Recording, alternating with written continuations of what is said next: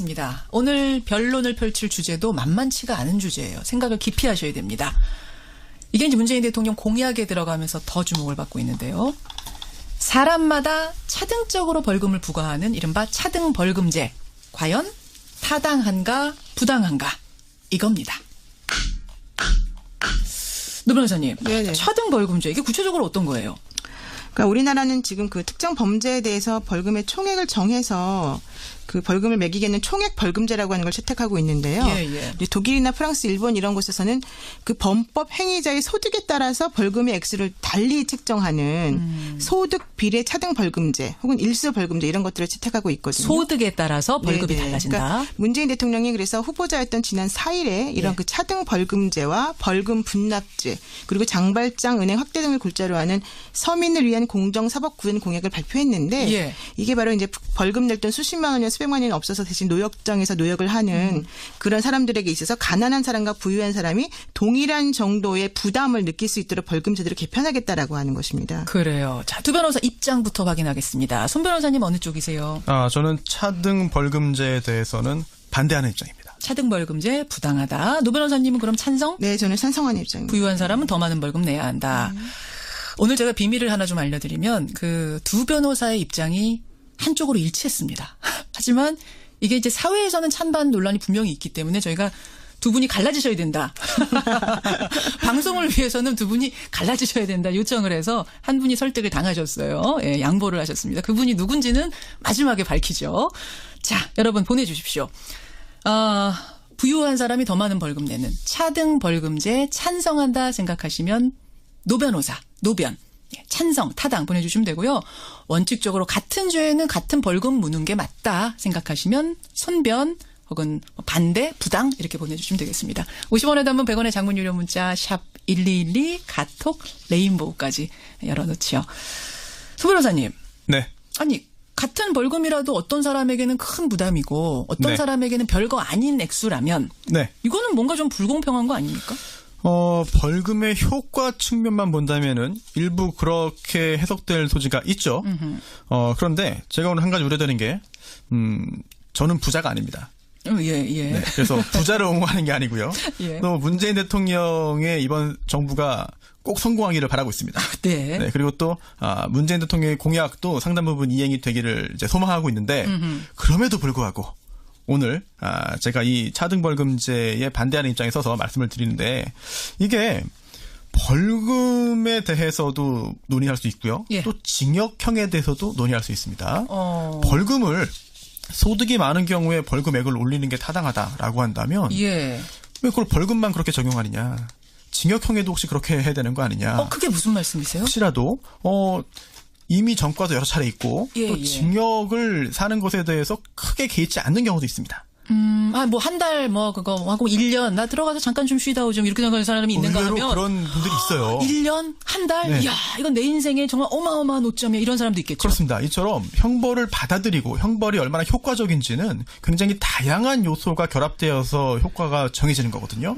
그런데 단순하게 이런 재정적인 여건을 통해서 소득만 가지고 판단한다면 이게 너무나 간단하게 문제를 해결하려는 시도 아니냐. 이런 지적을 하고 싶습니다. 그래요.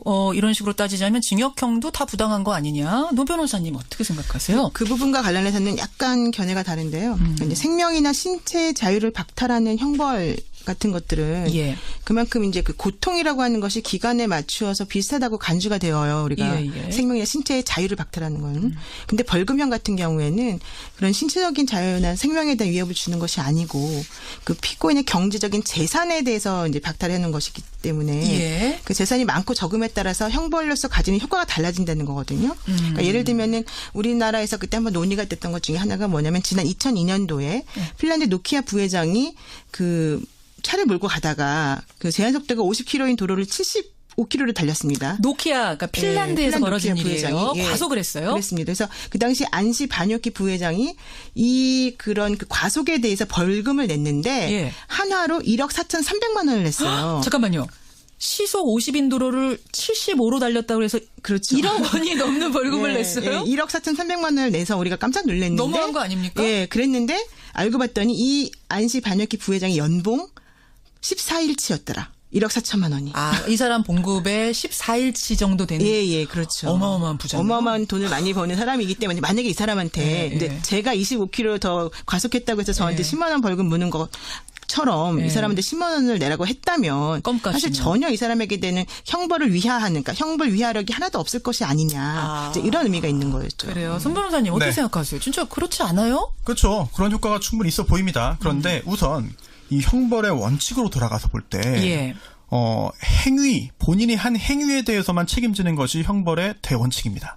내가 벌인 행위에 대해, 그렇습니다. 행위에 대해서만. 그런데 행위가 아닌 다른, 특히 그 소득이라는 것에 대해서 형벌의 수준이 달라져 버린다면 이건 형벌의 대원칙에 반하는 것이 아니냐라는 지적을 할 수 있겠고요. 두 번째, 뭐 이런 형벌의 원칙이나 이런 걸 떠나서 이 제도가 도입된다면 여러 가지 현실적인 어려움들이 있습니다. 그러니까 취지는 일단 좋다. 하지만 현실적으로 어떤 거? 네, 우선 이게 소득을 기준으로 하는 건가요? 아니면 보유하고 있는 재산을 기준으로 하는 건가요? 그 말씀은 그러니까 아파트도 있고 차도 있고 빌딩도 있는데 다달이 들어오는 수입은 없는 사람도 있을 수 있으니까. 네, 뭐 급여가 없는 경우에 뭐 월정 소득이 없는 경우에 재산은 보유하고 있을 수 있거든요. 이런 사람의 경우에는 그러면은 소득이 낮으니까 뭐 할증이 안 되는 거고 반면 보유하고 있는 재산은 없거나 적다. 즉 뭐 하우스 푸어를 가정해 볼게요. 부채가 상당 부분 있기 때문에 재산은 없지만 월 소득은 또 많은 또 전문직도 있거든요. 그렇죠. 이런 경우에는 그럼 벌금을 더 많이 내야 되느냐? 이게 형평에 맞느냐? 등등 여러 가지 곤란한 상황이 발생할 수 있습니다. 자, 청취자 문자 중에 그런 게 하나 들어왔네요. 닷별님, 취지는 좋지만 모든 사람의 소득을 정확히 파악할 수 있나요? 또 유리지갑인 사람들만 열심히 쥐어짜지는 게 아닌가 걱정이 됩니다. 이런 문자. 반면에 이일주님은 차등벌금제 적극 환영합니다. 소득에 따라서 차등으로 벌금 물게 하는 게 정의죠. 이렇게 말씀을 팽팽하게 좀 지금 들어오고 있어요. 노 변호사님, 저 어떻게 생각하세요? 소득이냐 재산이냐 이게 다르네요, 정말. 지금 말씀하시는 부분이 이제 그 피고인의 경제적인 능력을 어떻게 추정하느냐와 관련된 얘기인데요. 이게 이제 기본적으로 기준이 될 수 있는 게 우리가 보통 국가 장학금 선정할 때도 과세 자료 같은 것들을 활용해서 이제 국가 장학금 주느냐 마느냐를 선정하거든요.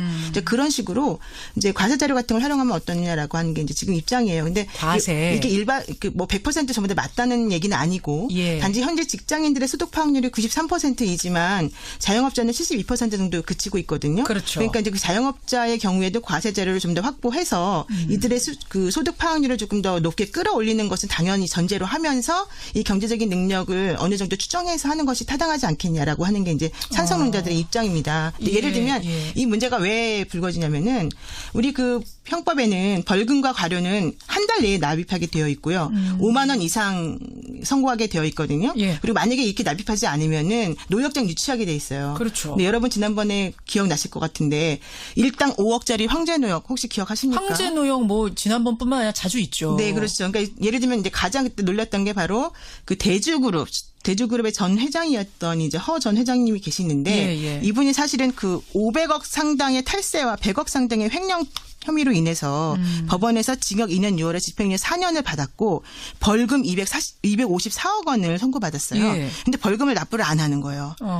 그러니까 법원에서 어떻게 해야 됩니까? 벌금을 납부하지 않을 때에는 노역장 유치하라. 이런 것 때문에 노역장 유치 판결이 났는데 하루에 5억, 일당 5억으로 그 사람에 대해서는 254억 원을 전부 다 탕감해주는 그런 일이 있었었고 이분에 대해서 노역 기간을 49일로밖에 이제 안 했기 때문에 문제가 되기도 하지만은 그 결과론적으로는 254억 원이라고 하는 돈을 탕감해주는 그 노역의 그러면 성격이 무엇이냐? 쓰레기 청소나 봉투 붙이기였다.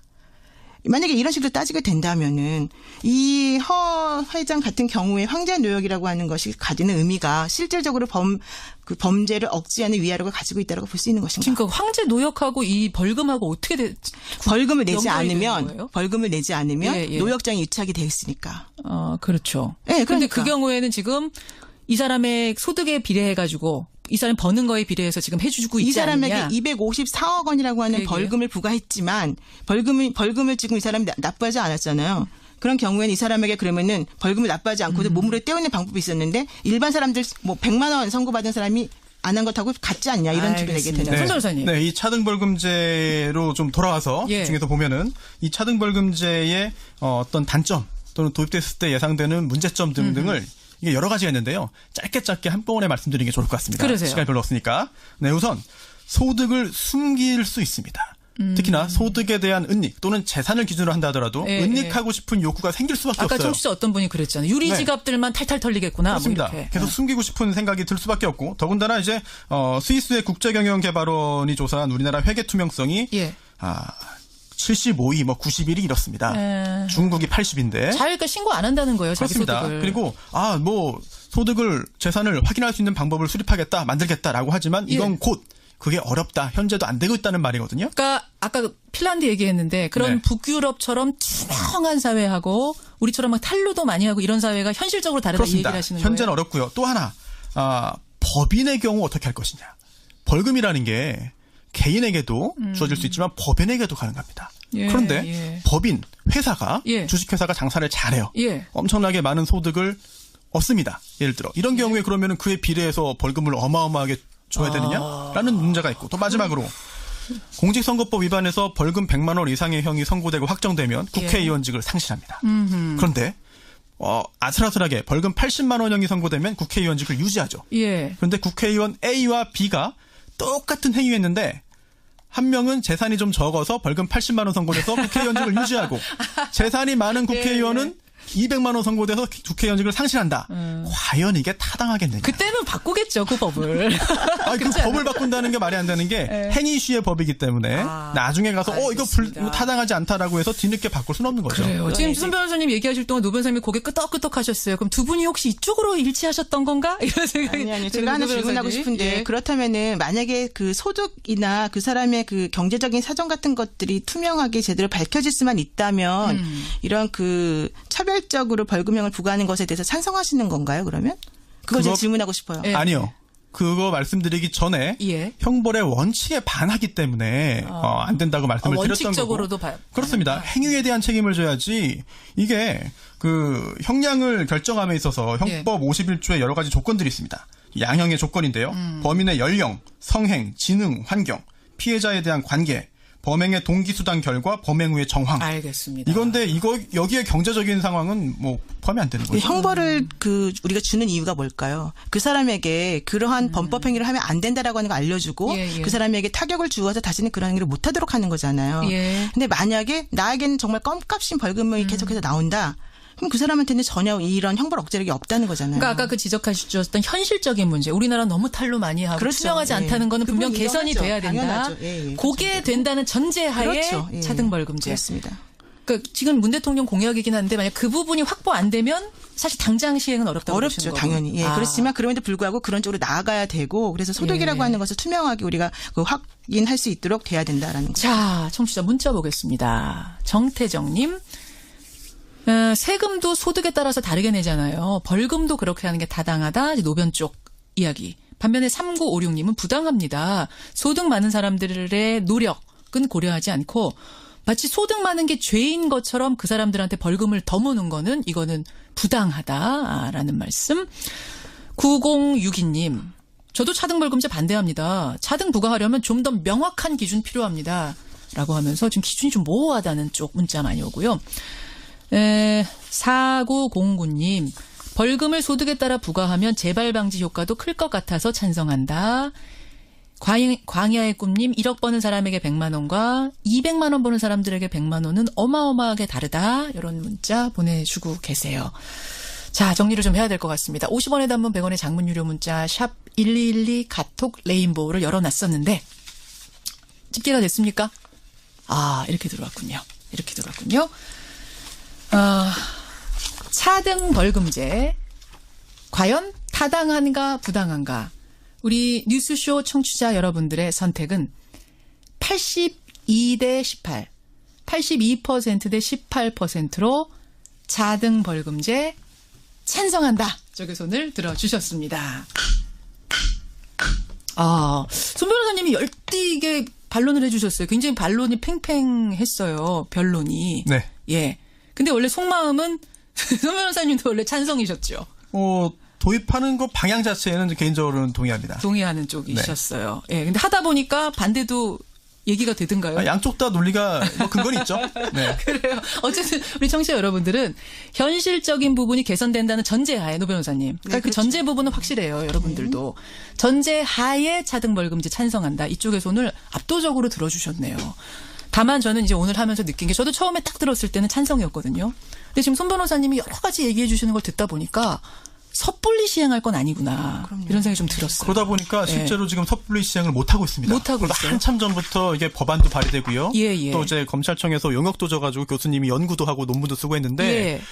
방향에 대해서는 어느 정도 동의가 된 것 같지만 구체적인 방법이 지금 현재 떠오르지 않아가지고 못하고 있는 상황이죠. 맞아요. 그러니까 1992년, 2004년, 2009년, 2011년 전부 논의했다가 다 안 됐고요. 예. 2013년에도 또 여러 의원들이 입법 발의했는데 안 됐습니다. 안 됐습니다. 지금 청취자 박헌태 님도 우리나라 아직 신용사회 아닙니다. 차명 재산, 차명 거래 얼마나 많은데 이게 개선되지 않는 한은 사실상 어렵다. 이런 문자도 지금 들어오고 있다는 거.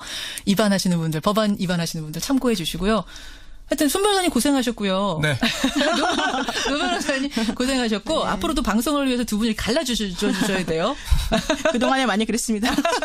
신경 써주십시오. 예. 두 분 고맙습니다. 네, 고맙습니다. 네, 고맙습니다. 라디오 재판 내가 벌인 행위에 대해 그렇습니다. 행위에 대해서만. 그런데 예. 행위가 아닌 다른 특히 그 소득이라는 것에 대해서 형벌의 수준이 달라져 버린다면 이건 형벌의 대원칙에 반하는 것이 아니냐라는 지적을 할 수 있겠고요. 두 번째, 예. 뭐 이런 형벌의 원칙이나 이런 걸 떠나서 이 제도가 도입된다면 여러 가지 현실적인 어려움들이 있습니다. 그러니까 취지는 일단 좋다. 네. 하지만 현실적으로 어떤 거? 네, 우선 이게 소득을 기준으로 하는 건가요? 아니면 보유하고 있는 재산을 기준으로 하는 건가요? 아, 그 말씀은 그러니까 아파트도 있고 차도 있고 빌딩도 있는데 네. 다달이 들어오는 수입은 없는 사람도 있을 수 있으니까. 네, 뭐 급여가 없는 경우에 뭐 월정 소득이 없는 경우에 재산은 보유하고 쓸 수 있거든요. 예, 이런 예. 사람의 경우에는 그러면은 소득이 낮으니까 뭐 할증이 안 되는 거고 반면 보유하고 있는 재산은 없거나 적다. 즉 뭐 하우스 푸어를 가정해 볼게요. 예. 부채가 상당 부분 있기 때문에 재산은 없지만 월 소득은 또 많은 또 전문직도 있거든요. 그렇죠. 이런 경우에는 그럼 벌금을 더 많이 내야 되느냐? 이게 형평에 맞느냐? 등등 여러 가지 곤란한 상황이 발생할 수 있습니다. 자, 청취자 문자 중에 그런 게 하나 들어왔네요. 닷별님, 취지는 좋지만 모든 사람의 소득을 정확히 파악할 수 있나요? 또 유리지갑인 사람들만 열심히 쥐어짜지는 게 아닌가 걱정이 됩니다. 이런 문자. 그 피고인의 경제적인 재산에 대해서 이제 박탈해 놓은 것이기 때문에 예. 그 재산이 많고 적음에 따라서 형벌로서 가지는 효과가 달라진다는 거거든요. 그러니까 예를 들면은 우리나라에서 그때 한번 논의가 됐던 것 중에 하나가 뭐냐면 지난 2002년도에 핀란드 노키아 부회장이 그 차를 몰고 가다가 그 제한 속도가 50km인 도로를 75km를 달렸습니다. 노키아, 그러니까 핀란드에서 벌어진 일이에요. 과속을 했어요. 그렇습니다. 그래서 그 당시 안시 바뇨키 부회장이 이 그런 그 과속에 대해서 벌금을 냈는데 예. 한화로 1억 4,300만 원을 냈어요. 잠깐만요.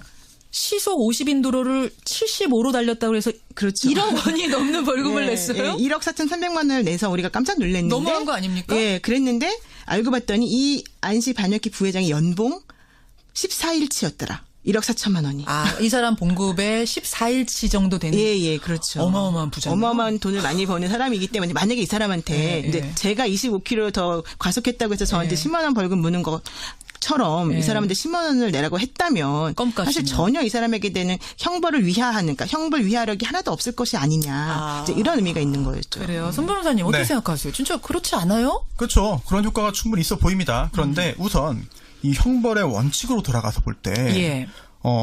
행위, 본인이 한 행위에 대해서만 책임지는 것이 형벌의 대원칙입니다. 맞습니다. 오늘 변론을 펼칠 주제도 만만치가 않은 주제예요. 생각을 깊이 하셔야 됩니다. 이게 이제 문재인 대통령 공약에 들어가면서 더 주목을 받고 있는데요. 사람마다 차등적으로 벌금을 부과하는 이른바 차등벌금제.